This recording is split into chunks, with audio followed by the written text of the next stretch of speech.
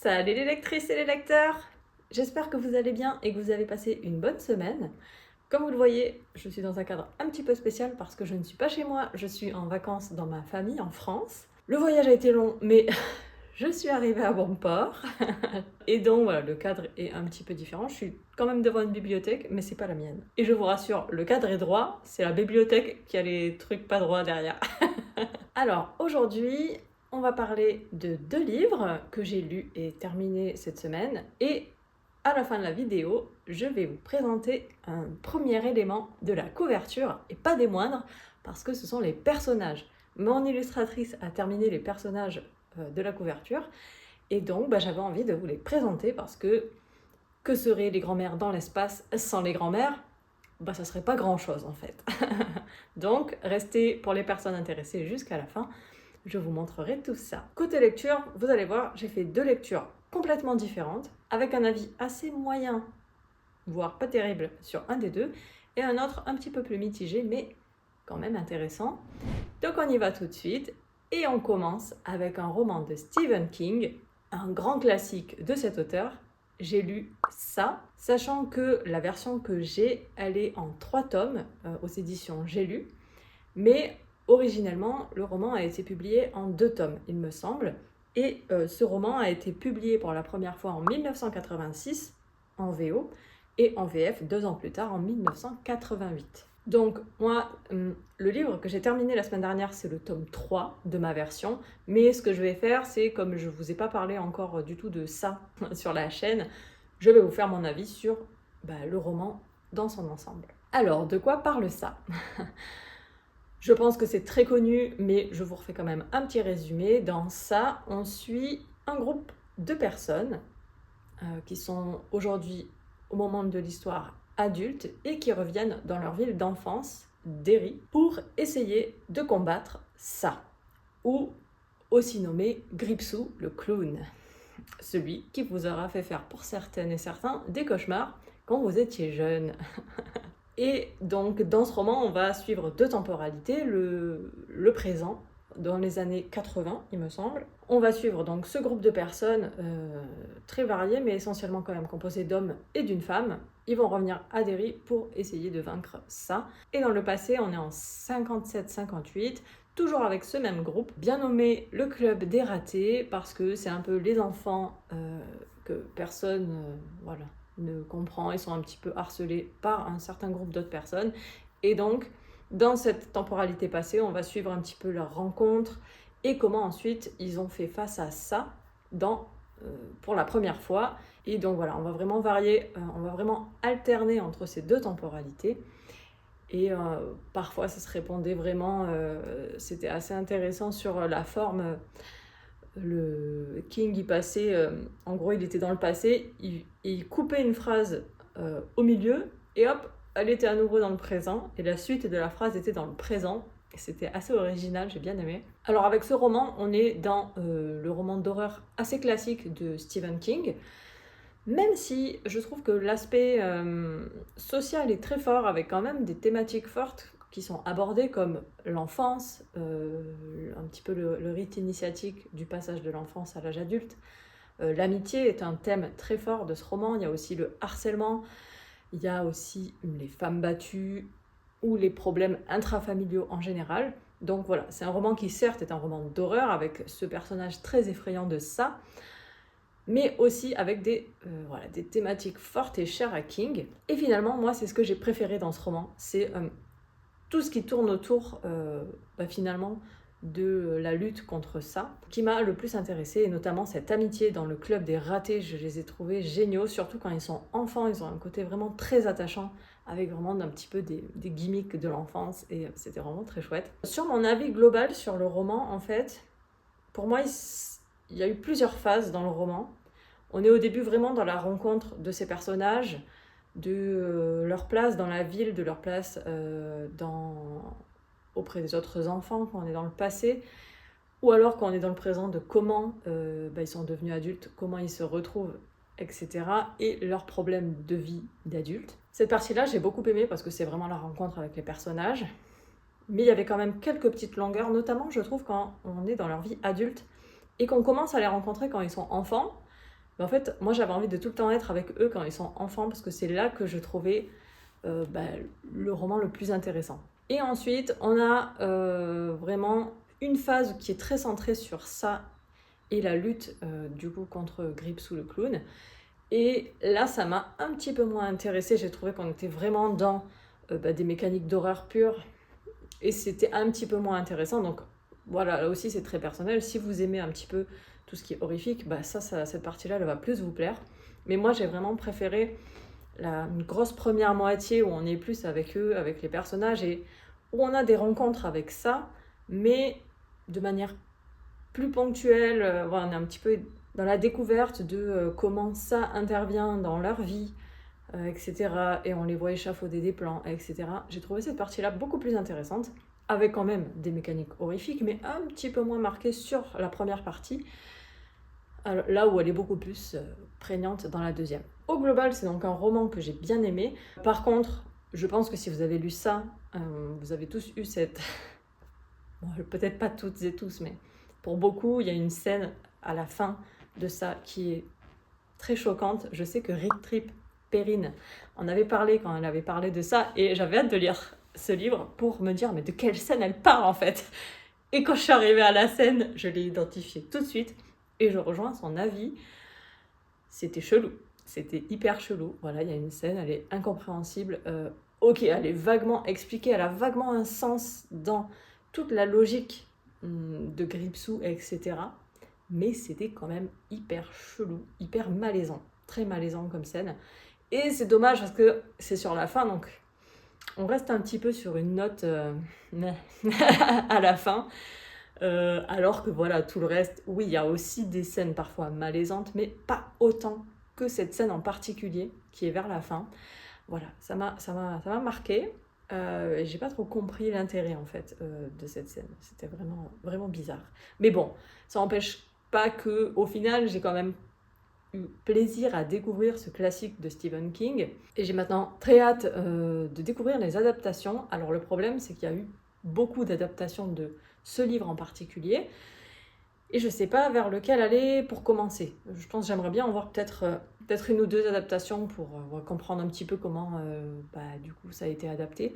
Mais je sais pas par lequel commencer. Là, je sais qu'il y a une série qui est très récente qui s'appelle peut-être, je crois, Bienvenue à Derry ou quelque chose comme ça. Ça a l'air hyper flippant. En vrai, je dis que j'ai envie de voir les adaptations, mais je sais pas si je serais capable de les regarder. Mais bon, on verra. Au pire, je regarderai avec un masque qui me masquera là. Et avec des boules qui aussi. Niveau trouillomètre, pour une fois, ça sera pas du 1 sur 5, parce que quand même, cette fois, je l'ai mis à 4 sur 5. Prépare un défibrillateur, parce que certes, il y a pas mal de moments où il se passe pas grand-chose en termes horrifiques. On est vraiment dans la relation humaine, etc. Il y a quand même certains passages qui sont flippants. Et je comprends que ce roman ait pu traumatiser des jeunes à l'époque où il est sorti, ou voilà, des personnes qui l'ont lu un petit peu trop jeunes. Je comprends. C'était un peu chaud des fois. Donc voilà, sachez dans quoi vous mettez les pieds. Là, pour le coup, je pense que c'est un des romans qui a fait que, aujourd'hui, quand on parle de Stephen King, on pense à horrifique. Ce roman, voilà, fait partie de ceux qui nous ont fait projeter King dans un auteur d'horreur, clairement. Même si je pense que King est bien plus qu'un auteur de romans d'horreur. Là, pour le coup, non, on est quand même si voilà, ça met du temps à se mettre en place, et s'il y a plein d'autres thèmes abordés que juste de l'horreur, c'est quand même très central. En parlant d'adaptation, si vous avez vu des adaptations de ça et que vous avez lu le livre, etc., n'hésitez pas à me dire en commentaire vers lequel je pourrais me tourner pour découvrir une des adaptations pour commencer. Et toujours en parlant d'adaptation, j'avais aussi envie de vous parler d'une adaptation de Stephen King que j'ai vue récemment. C'est Misery, avec comme actrice principale Kathy Bates. J'avais lu Misery il y a pas mal de temps maintenant. Je pense que c'est un des premiers King que j'ai lu il y a peut-être 2-3 ans, voire un petit peu plus. Ça faisait très longtemps que j'avais envie de voir l'adaptation, mais j'avais peur. Parce que clairement, dans Misery, on est avec un auteur qui se retrouve séquestré, entre guillemets, au début pas vraiment, mais après oui, par une de ses plus grandes fans, sa fan number one, et ça va partir complètement en live, et pour le coup il y avait des scènes hyper gore dans le livre. Et donc j'avais très peur de voir le film, mais en même temps je sais que Misery est une des meilleures adaptations de Stephen King, et donc j'ai tenu à la regarder. Et j'ai pas regretté finalement, parce que j'ai adoré déjà le jeu de l'actrice, clairement, elle n'est pas surcotée.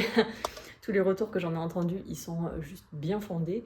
J'ai vraiment beaucoup aimé. Et surtout, là où le film était intéressant, c'est que il n'y avait pas toutes les longueurs que j'ai trouvées dans le livre. Parce que Misery, moi j'avais bien aimé, mais j'avais vraiment trouvé des longueurs de fou, notamment. Misery, c'est un des personnages de notre auteur Paul Sheldon.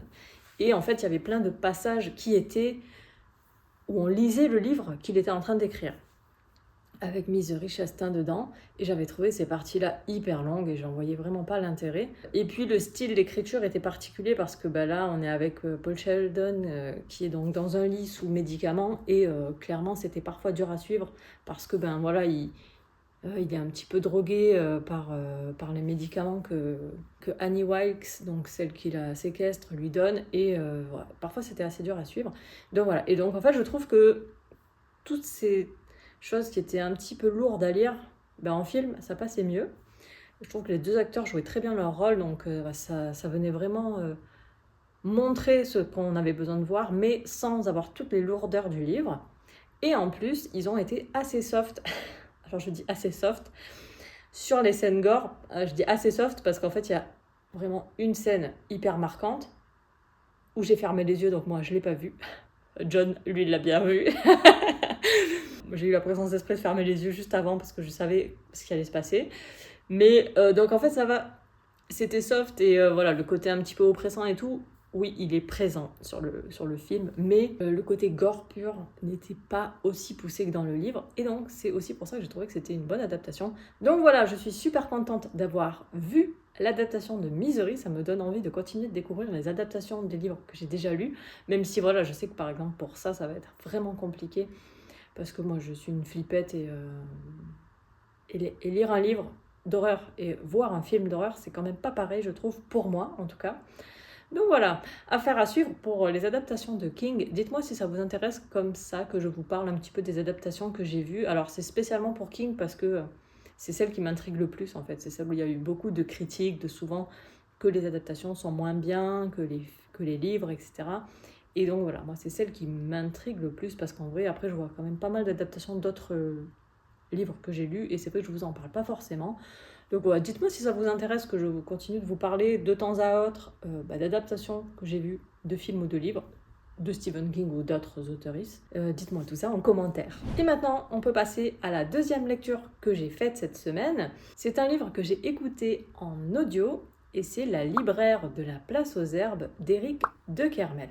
C'est un roman qui a été publié en France en 2017. Dans ce petit livre contemporain, on est à Uzès et on suit une femme d'un certain âge, peut-être 40, cinquantenaire, qui s'installe à Uzès et qui va être amenée à ouvrir une librairie sur la place aux herbes.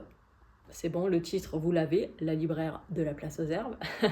Le sous-titre de ce livre, c'est « Dites-moi ce que vous lisez, je vous dirai qui vous êtes » ou quelque chose comme ça. On va suivre cette libraire dans sa petite librairie et en fait, on va suivre les rencontres qu'elle fait dans le cadre de son travail. Et donc le roman est découpé en personnages qu'elle rencontre et qui vont un petit peu joncher sa vie à un moment donné, sa vie de libraire. Donc, sur le papier, vraiment, c'était un truc qui aurait pu énormément me plaire parce que, déjà, ça se passe dans le sud de la France et moi, je suis originaire d'Aigues-Mortes et Uzès, c'est pas très loin. Forcément, il y a un petit côté sympa de lire des romans des régions où on a vécu pendant longtemps ou dans lesquelles on vit. Puis voilà, évidemment, le côté libraire, conseiller des livres à des personnes, etc. Ça aurait vraiment pu me plaire, mais en fait, même si c'était très court, et en fait, heureusement que c'était très court comme livre, j'ai pas du tout aimé.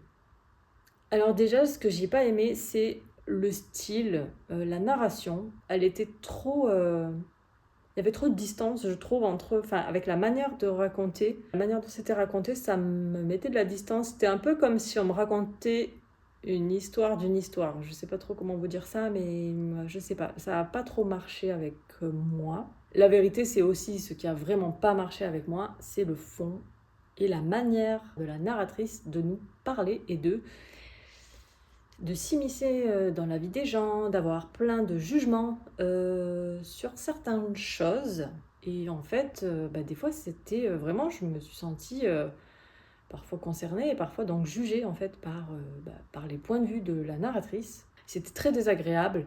Je vais vous donner quelques exemples juste pour que vous compreniez en quoi moi ça m'a gênée. Par exemple, à un moment donné, une des clientes dit à la libraire que elle prend des antidépresseurs qui lui ont été prescrits par son médecin et la libraire va lui dire que en fait, ou nous dire à nous, je sais plus si elle lui dit directement, mais qu'en gros, il vaut mieux lire un livre que prendre des antidépresseurs.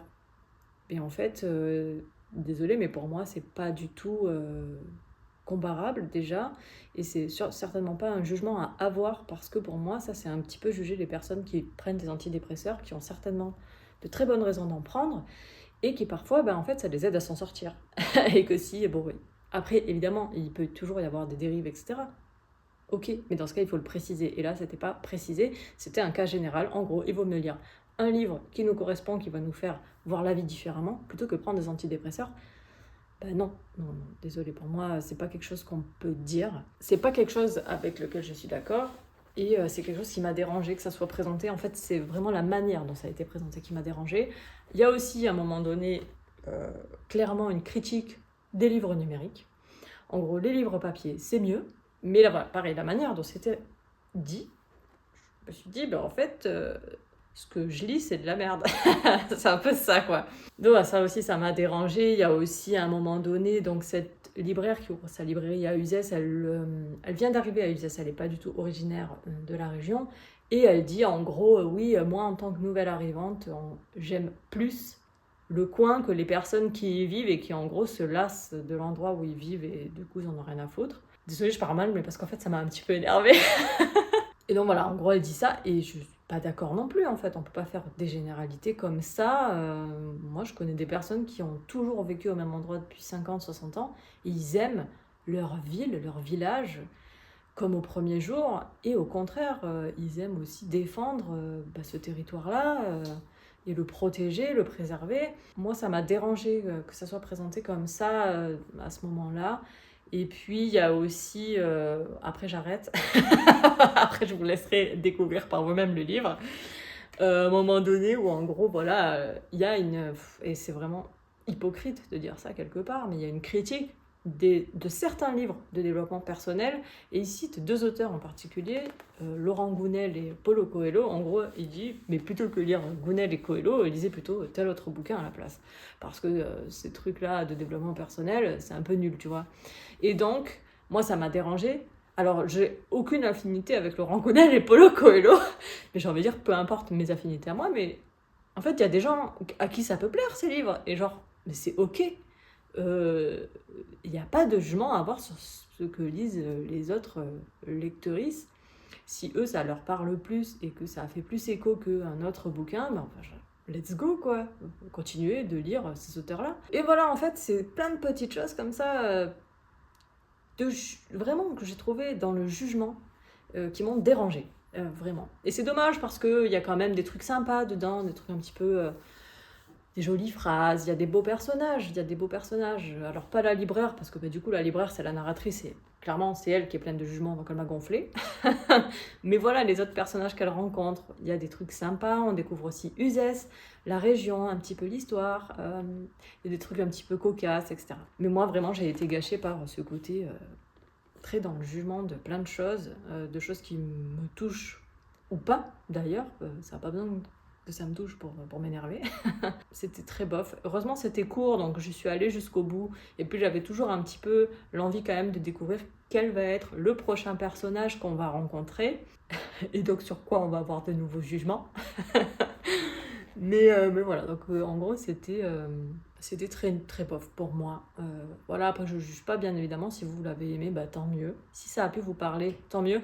Et d'ailleurs, oui, pour le fait de critiquer un petit peu les livres de Laurent Gounel, etc., en fait, sauf que l'auteur, il est en train de faire un livre qui est un peu dans la même veine, donc ça n'avait pas vraiment de sens. Bref, j'arrête avec...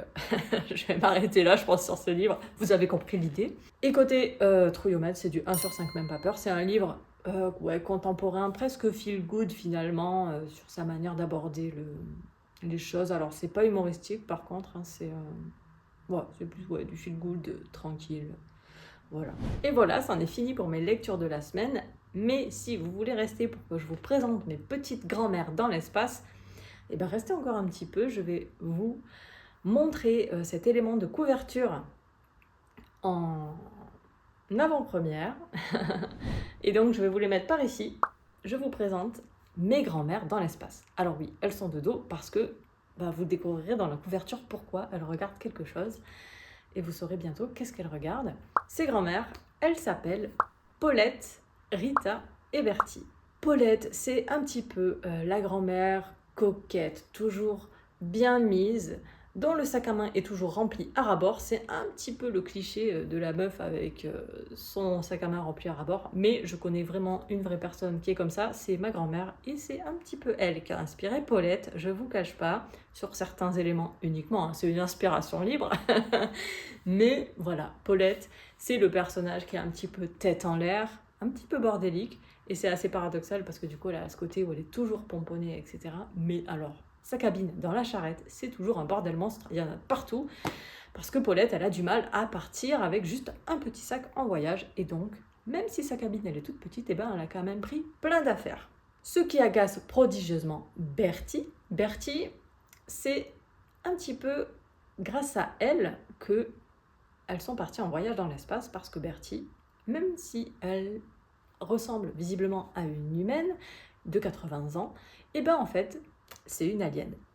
Elle vient de Mulfea, une petite planète lointaine qu'elle a dû fuir quand elle était enfant, et elle s'est retrouvée réfugiée sur Terre.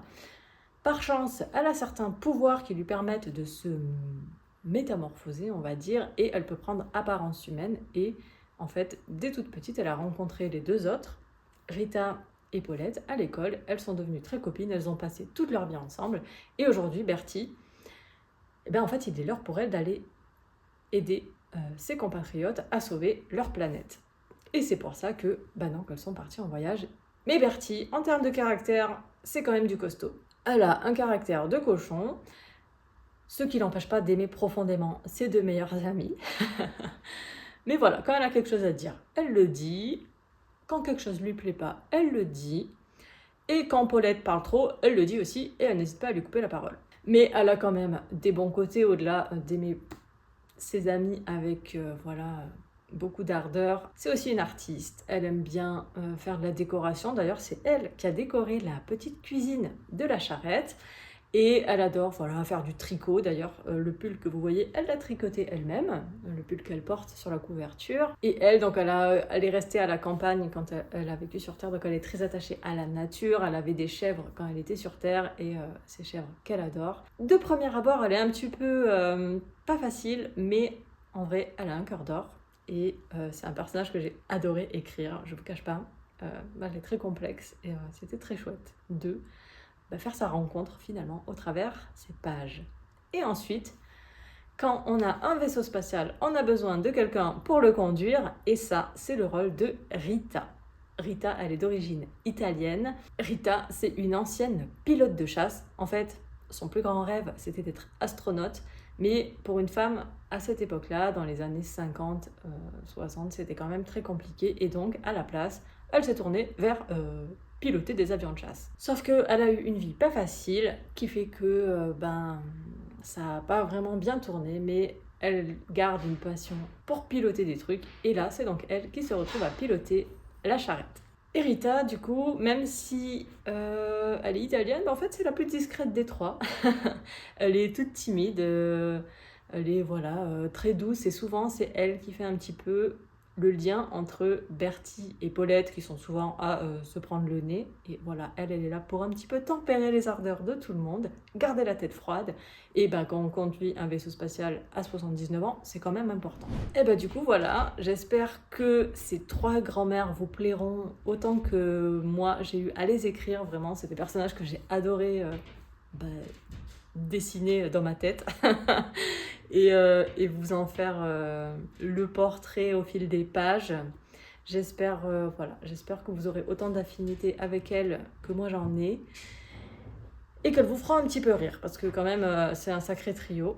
On va s'arrêter là pour aujourd'hui. J'espère que la vidéo vous a plu. N'hésitez pas en commentaire à me dire ce que vous avez lu cette semaine, si vous avez eu des coups de cœur ou des déceptions.